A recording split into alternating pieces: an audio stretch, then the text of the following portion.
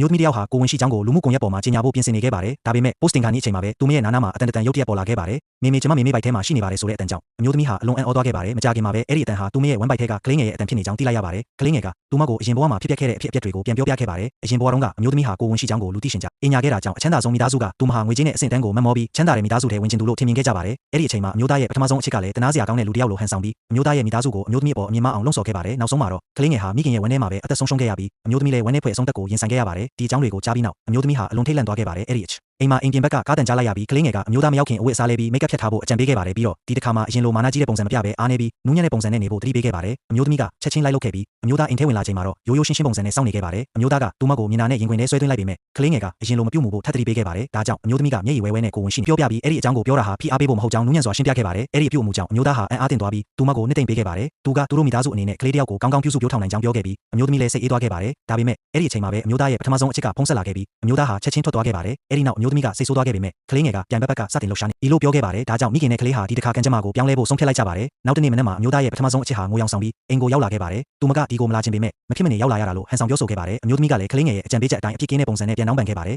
ဒါကိုမြင်တော့ပထမဆုံးအချစ်ကဒေါသထွက်သွားပြီးအမျိုးသမီးကိုရိုက်ဖို့လက်မြောက်လိုက်ပါတယ်အဲ့ဒီအချိန်မှာပဲအမျိုးသားအိမ်ပြန်ရောက်လာခဲ့ပြီးအမြင်အိုးသမီးကရှေ့ထိုးလိုက်တာကြောင့်အမျိုးသားကသူမကိုကာကွယ်ပေးခဲ့ပါတယ်ပြီးတော့ပထမဆုံးအချစ်ရဲ့လောက်ရအပေါ်မကျေနပ်ကြောင်းပြသခဲ့ပါတယ်အခြေအနေမကောင်းတော့တာကိုတီးလိုက်တဲ့ပထမဆုံးအချစ်ကအတုအယောင်တောင်းပန်ပြီးထွက်သွားခဲ့ပါတယ်ကလေးငယ်ကပထမအချီမှာသူတို့အနိုင်ရသွားပြီလို့ပြောခဲ့ပါတယ်အဲ့ဒီနောက်ပိုင်းမှာအမျိုးသားဟာအိမ်ကိုပို့ပြီးမကြာခဏပြန်လာတက်ခဲ့ပါတယ်ကလေးငယ်ကအမျိုးသားဟာအမျိုးသမီးကိုတဖြည်းဖြည်းချစ်မိလာနေပြီလို့သုံးသပ်ခဲ့ပါတယ်ဒါကြောင့်အမျိုးသမီးကမိသားစုဘိုးဘွားအိမ်ကိုပြန်သွားဖို့အကြံပြုခဲ့ပြီးအမျိုးသားကလည်းချက်ချင်းသဘောတူခဲ့ပါတယ်အဲ့ဒီနောက်မှာသူတို့ဘိုးဘွားအိမ်ကိုရောက်သွားတဲ့အခါပထမဆုံးအချစ်လည်းရောက်ရှိနေကြောင်းတွေ့လိုက်ရပါတယ်ကလေးငယ်ကအဖွားကြီးကိုယိုသေးဖို့အကြံပေးခဲ့ပြီးအမျိုးသမီးကလည်းအဖွားကိုလေးစားစွာဆက်ဆံခဲ့ပါတယ်ဒါကြောင့်အဖွားကြီးရဲ့ချီးကျူးမှုကိုရရှိခဲ့ပါတယ်သမင်းစားချိန်မှာလည်းကလေးငယ်ရဲ့အကြံပေးချက်အတိုင်းအမျိုးသမီးကအဖွားကြီးကိုဂရုစိုက်ပေးခဲ့တာကြောင့်အဖွားကြီးကအလွန်သဘောကျသွားခဲ့ပါတယ်ဒါပေမဲ့အဖွားကြီးကပထမဆုံးအချစ်ကိုပိုသဘောကျတယ်လို့ဩဆိုလာချိန်မှာကလေးငယ်ကမနက်ခင်းကိုဝင်ဆောင်ဝေဒနာဖြစ်တယ်လို့ဟန်ဆောင်ဖို့ပြောခဲ့ပါတယ်အမျိုးသမီးလိုက်လုပ်လိုက်တဲ့အခါအဖွားကြီးကချက်ချင်းပဲစားပွဲပေါ်ကဟင်းမယ်တချို့ကိုဖယ်ရှားခိုင်းခဲ့ပြီးကိုဝင်ဆောင်မျိုးသမီးအတွက်တင်းတော်တဲ့အစားအစာတွေပြင်ဆင်ပေးဖို့အမိန့်ပေးခဲ့ပါတယ်ဒီလိုနဲ့ဒီအချိန်မှာလည်းမိခင်နဲ့ဝမ်းပိုက်ထဲကကလေးငယ်တို့ဟာပြိုင်ဘက်ကိုထပ်မံအနိုင်ယူနိုင်ခဲ့ကြပါတော့တယ်